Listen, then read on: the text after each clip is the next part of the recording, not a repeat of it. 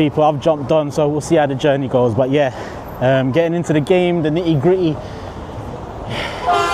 Less pressure on this game than the most recent, but like I said before the ad, it was up to the fringe players to cause a bit of a fuss in terms of team selection moving forward. And we started the game so well. It's not often we start games on the edge of our seat. And I think today against Inter Milan, I say today because yeah, New York time difference, I was on the edge of my seat from the first couple of minutes. I think the first couple of minutes we put more pressure on.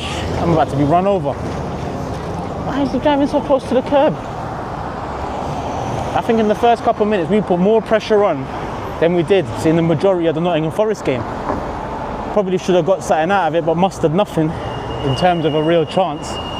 Just flirted with it really.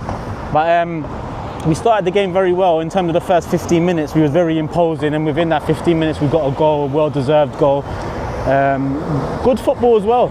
I mean, when you look at, you know, the debate about Eze, Odegaard, number 10, I think that goal showed a key difference. Eze's passing to Jesus to really start the move. I got tears dropping down my eyes. God damn. To really start the move, Eze's toe poking to Jesus, it was something that I don't think Odegaard does. I think Odegaard plays it round, horseshoe, keeps it ticking, whereas Eze passed it into Jesus, and yeah, from there Jesus obviously did what he did, passed it over to Trossard. Eze's followed up, so he's crashed the box, and all of a sudden you've got 3-4 players in the box and you can cause problems. And it landed to Timber. Yeah, it landed to Timber and he scuffed his shot. Jesus toe poked it home, and a nice goal to cap off a nice period at the San Siro where you need to capitalise. You know, it's the San Siro, so expect Inter to get back into it, and they did. You know, a couple opportunities that didn't really materialise into much, but they got their goal shortly after, and it was a beautiful goal. You know, I see some people saying Zubi basically showed him where to go, and yeah, you could say that, but listen, it was quite central, so Zubi had to stretch his body out quite a bit, pause, and yeah, Sucic finished it nicely, to be honest. So 1-1 early on, Inter have another chance to ram over. I think Mosquera, he done very well defending that moment, because it was good football from Inter.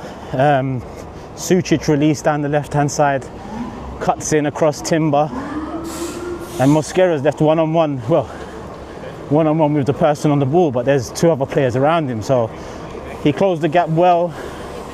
It ended up at Thuram, who blazed it over, and yeah, should have done better. But yeah, still 1-1 by that time, and I don't really remember anything else until Jesus' goal, to be honest with you. And Jesus' goal, set piece, it looked like a mad set piece, to be honest. When it went in, I thought, what kind of set piece is this? But it just floated over, under. Trossard got his head to it, and to be honest, it was a beautiful header across over the keeper, over the defenders, and Jesus there to nod it home. And doesn't matter how you put it in, especially now at Arsenal, you got to just put it in to be in with a shout. And yeah, he put it in. So yeah, 2-1 at half time. And apart from that, I say half time, Saka had a run and a shot.